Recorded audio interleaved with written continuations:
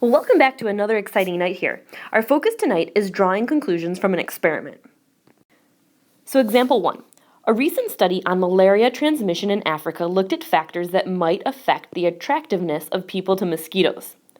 In one experiment, 43 volunteers were randomly divided into two groups. 25 of them drank a liter of beer, and 18 drank a liter of water. So please note this is not something we're asking you to try at home. This experiment was already conducted. It is cited right here. And again, we're just going to go through this, but please do not try this at home. The number of mosquitoes attracted into nets around each volunteer was counted to provide the data in the table below. Okay, so let me remind you what just happened.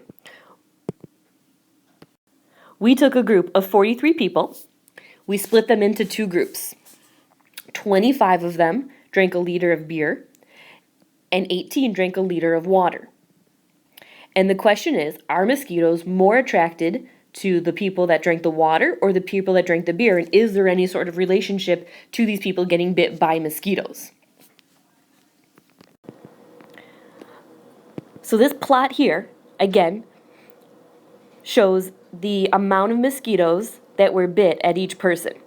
Okay, so look, if you kind of look at the water, it looks like there was less amount of biting than there was at people who drank beer. Now, is that a coincidence, or is the beer versus water truly a factor? So here's our summary statistics. The mean for the people that drank beer was 23.6 bites, and the mean that drank water were only bit on average 19.22 times.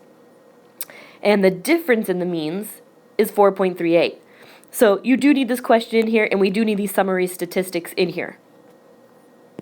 So the key question is, so in our notes here, does the difference of 4.38 provide convincing evidence that mosquitoes tend to be more attracted to beer drinkers, or could this just be difference due to random chance? And that's the theme of tonight's video, is we're going to talk about finding the difference in these means, and are they convincing enough to provide evidence that there is a factor involved, or is it just by chance?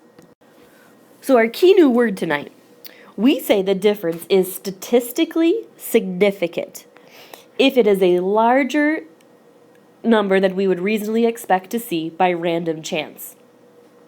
So how do we measure the significance of this data? We use lots, and I mean lots of samples generated by random chance, and see how often we get a difference as large or larger than what we observed in the original sample. Okay, so yes, we understand this is a mouthful to take in, but get this nicely copied into your notes, and we're going to talk through it quite a bit. So using a random table of digits, we're going to randomly split the group into 25 going to beer and 18 going to water. So just like we've done for days now, we're going to assign digits 0, 1 through 43. We're going to use that random table of digits, and we're going to split this into two groups.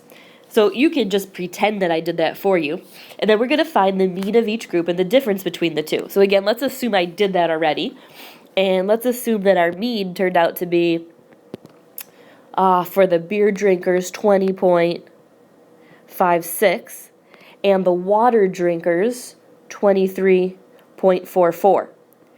And then we have to go ahead and calculate the difference of the means. And difference obviously just means the word subtraction. I'm taking this mean minus this mean. And I get a difference of negative 2.88. And the question is this difference bigger than the 4.38 from the original sample? And well, in this case, it's not bigger since it was negative. I would say no. Now, just like we talked about, we need a very, very large sample. So we have to simulate lots and lots and lots of samples. So obviously you could do this by hand, but it would take all day. So we use these simulation models. So this one is located at statkey.com here. And I'm going to go ahead and walk us through the simulation. Now you just need to write bits and pieces down. You don't need to copy the whole thing down. I'll let you know when it's important to copy it down. But make sure you're paying close attention here. So you can see that this test is called mosquitoes, beer versus water. And off to the side, you can verify that we have our original sample. Our water drinkers were at a mean of 19.22, and our beer drinkers were at 23.6. And I think if you go back, you can verify that in your notes. And the difference between the two means was 4.38. Okay, so you can clearly see I'm using the same sample. So here's what we're going to do. I'm going to go ahead and run one sample using the simulation. So you can see from my sample here, basically when I'm at statkey.com, I chose this, and then I went to generate one sample, and I clicked on this button. So you'll see one sample is generated, the mean is given, and the standard deviation isn't applicable because there's only one sample.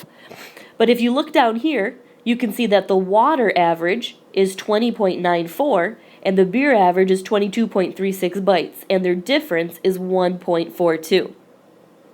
And that's actually what we're going to plot. We're going to plot the difference between the two means. So the question is, which group got the smallest count of 12, the beer or the water group? So if I look, the 12 looks like it's, whoopsie, the 12 looks like it's down here in the beer section. So I'm going to go ahead and circle that. And which group got the larger count of 31? And again, if I look 31 out here, it looks like the beer drinkers got the most amount of bites as well.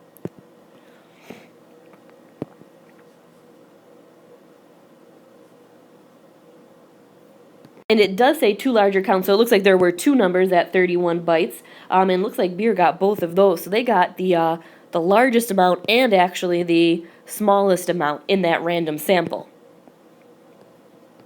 So here's what we need to do in our notes. We need to copy this table down, and we're going to run the simulation 5 more times. Okay? And we're going to put the difference in our means in each of these boxes.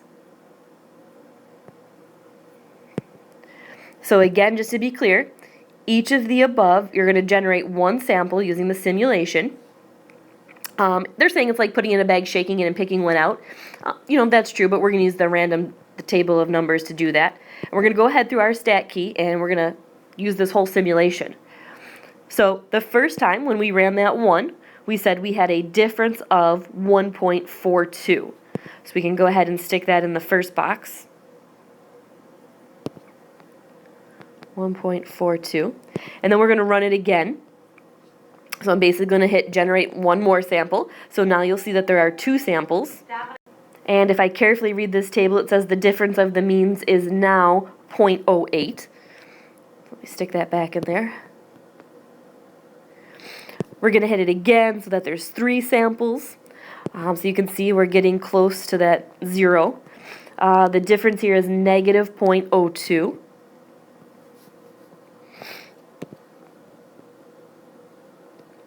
I'm going to go ahead and get 4 samples. So again, I shuffled them up, I read the whole simulation, now I've got a difference of negative 3.08. Okay, so we're calculating the difference of the means, and I'll go ahead and get that a 5th time, and it looks like my difference is now 1.61. So it's nice to have these simulators that are going to do all the work for us. So now to kind of speed up the process, because remember we need lots and lots of samples, I'm going to go ahead and reset and generate 1,000 samples at one time. So in your notes, you can call this generating 1,000 samples. This dot plot is a randomized distribution showing the differences in beer and water means for each of the simulated examples under the assumption of random chance alone, where the number of mosquitoes is unrelated to the beverage. Okay, so let's underline this is a random distribution. It's showing the difference in means. Okay, remember, we're taking 2 means and we're subtracting them. We're getting the difference in means for each of these samples. And we're assuming this is all based off random chance. Okay, so basically I went back to my stat key, and instead of hitting generate 1 sample, I hit generate 1,000 samples. So this did this in a matter of seconds. So maybe you could get some sort of structure looking like that in your notes as well. So here's the first question we need back in our notes here answered. Where is the randomization distribution centered? Okay, where would you say the center it roughly is? Well, hopefully your gut's saying really close to 0. It looks like half the dots are below and half the dots are above. So I'm going to say close to 0.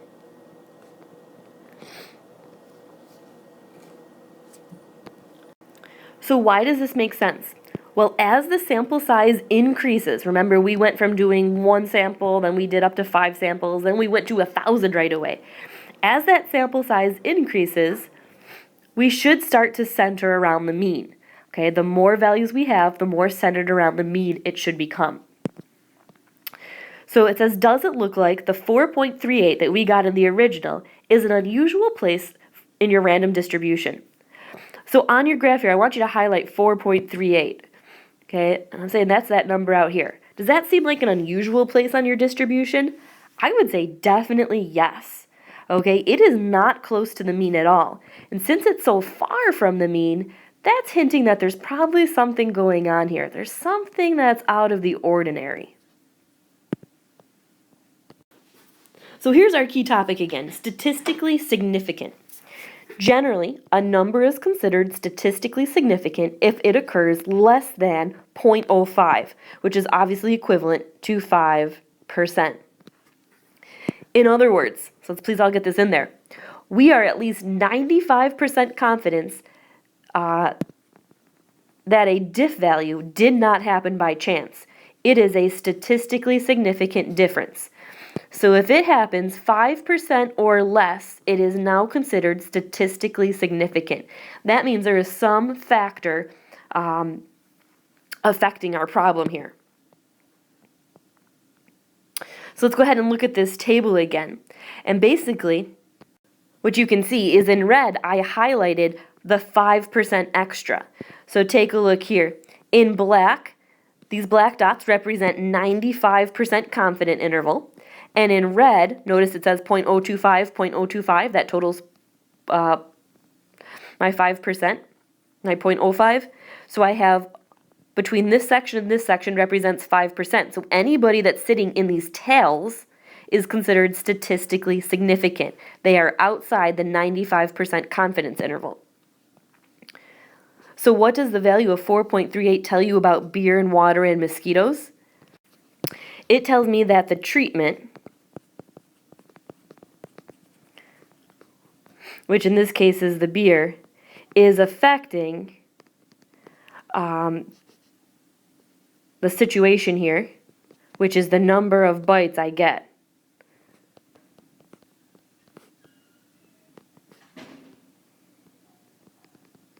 Okay, so it is not by random chance that people are getting bit that much. This beer must be affecting, that's our treatment, is the fact that those people who are drinking something different than water must be affecting. So this is a statistically significant value.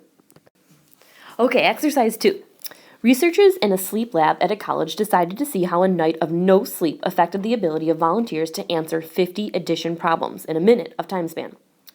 30 volunteers were randomly assigned to 2 groups. Group 1 was not allowed sleep. So I'm going to put no sleep here so I keep them straight. And Group 2 slept normally. The results in terms of question answers out of 50 are given below. So the people with no sleep, they answered 11, 14, 16, 17, etc. this number of addition problems correctly. And the people who did sleep answered this number correctly. Okay, so which group is the control group and which group is the experimental group? Well, I'm hoping they're semi-obvious. I would say the control group are the ones that slept normally, and the one you're performing the experiment on are the ones that had no sleep, since those are the ones you wanted to see if could answer, as many addition questions. Find the mean of each group and then the difference between the means. Okay, so I want to be clear. This is going in L1, this is going in L2. We only use one variable stats. Okay, now you have to do 2 separate ones. So I'm finding the mean at L1, and then I'm recalculating for the mean at L2.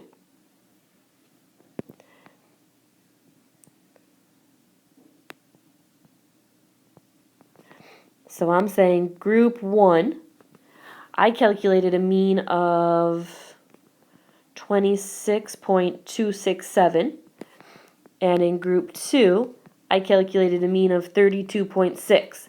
Now you should be verifying these numbers on your own. We're not here to do all the work. You need to be doing it as well. And then it says calculate the difference between them. So I'm saying it's the 26.267 minus the 32.6. And I get a difference value of negative 6.333. So the big theme tonight is, what does that mean? What does it mean to get a difference value of negative 6.333? So since I had a negative value, that means their average would have been smaller than their average. So group 1, the participants who did not sleep, on average answered 6.33 less questions accurately than those who slept. So in order to determine if that was a statistically significant difference, the researchers ran a simulation which randomly assigned 30 values into two groups, calculated the mean of each group, and then found the differences. The process was repeated 100 times, and the resulting diff values are in the histogram below. So let's just carefully take this in. So again, this represents the difference between the two means of people who slept and not slept. So they repeated that 100 times. And it says, what is the probability of getting a difference as more or extreme than the difference value from the experiment? Well, let's recall our value was negative 6.333. Now you'll notice the histogram is a little more difficult to see than the use of the dot plot for calculations because we see a range of values, but not the actual value. Okay, so approximate the p-value, which again is just the probability. We call it a p-value. Same idea, just the probability. So if I had a negative 6, I would say that's all of these people. So notice it said less than. Probably getting a as more as a, or extreme. That's the key, as more or extreme. So being at negative 0.633 or more than. What is the probability of that happening? So if I kind of average that out, let's see, it looks like maybe there's 4 blocks there that fell in there. So I don't know if they got, a negative 6.7, a negative 7, a negative 8. I just know they fell within this section. I would say that's 4 out of 100, which is obviously 4%. So the probability of that happening seems very rare, which would be a statistically significant event. So based on our previous answer, does sleeping versus not sleeping make a statistically significant difference? I would say yes, it does, because it happens less than 5% of the time. Okay, so remember, anything that falls out of that 95% confidence interval, anything less than 5% or less, we are going to consider statistically significant. If the difference value had been negative 4, would this value have been statistically significant? And go ahead and explain your answer. Okay, so if it says negative 4, I'm basically counting everybody at negative 4 and over. And would that be statistically significant? So let's count those up. So I already have 4 there. 5, 6, 7, 8, 9, 10, 11, 12, 13, 14. So I'm saying that's 14 out of 100, which of course is 14%. Would that be considered statistically significant? So I would definitely say no, because that is greater than 5%. So to kind of wrap things up here, our big theme tonight is statistically significant needs to mean there is a 5% or less than chance of happening. So it is no longer by chance. There is a treatment in the experiment that is causing this figure. So we'll have some good practice tomorrow. Have a great night.